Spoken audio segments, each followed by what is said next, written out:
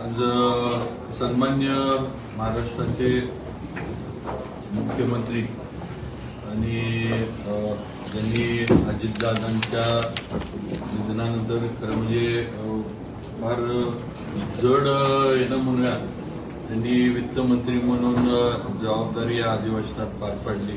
माननीय मुख्यमंत्री देवेंद्रजी फडणवीस यांनी नुकताच महाराष्ट्राचा अर्थसंकल्प मांडला आणि या अर्थसंकल्पाच्या माध्यमातून महाराष्ट्राला $1 ट्रिलियन इकॉनॉमी, $1 ट्रिलियन अर्थव्यवस्थेकडे नेणारा हा अर्थसंकल्प होता। नुसतं इकॉनॉमी नाही तर शेतकऱ्यांना सुद्धा याच्यामध्ये एक संरक्षण, त्यांना आधार मिळावा हे सुद्धा या अर्थसंकल्पात झालं, आपण बघितलं। त्याचबरोबर लाडकी बहीण योजना जी एवढी राज्यामध्ये यशस्वी झाली आणि ज्याच्यामुळे खऱ्याच अर्थानं राज्यातल्या गरजू भगिनींना शासनाकडनं एक आधार मिळाला, ती सुद्धा योजना सुरू ठेवण्याचं परत एकदा मुख्यमंत्र्यांनी ते घोषित केलं। त्यांनी बजेटमध्ये पण त्याला तरतूद केली। विरोधकांचं फार त्याच्यावर होतं की बंद करणार, पण तसंही नाही।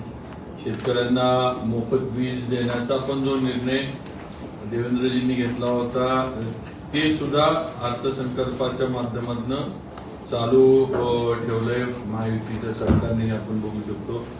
आज शेतकऱ्यांना 2 लाखांची कर्जमाफी दिलेली आहे। त्याचबरोबर AI तंत्रज्ञानाचा वापर आता शेतीमध्ये करायचा आहे, शेतकऱ्यांचं उत्पादन वाढण्यासाठी। त्याचबरोबर जमीन मातीचा कस जो आहे, पोत जो आहे तो चांगला राहण्यासाठी आणि याच्या माध्यमातून कमीत कमी खर्चामध्ये शेतकऱ्यांना चांगलं उत्पादन शेतीचं त्यांच्या घेता यावं हा प्रयत्न राज्य सरकारचा आणि मुख्यमंत्र्यांचा आहे।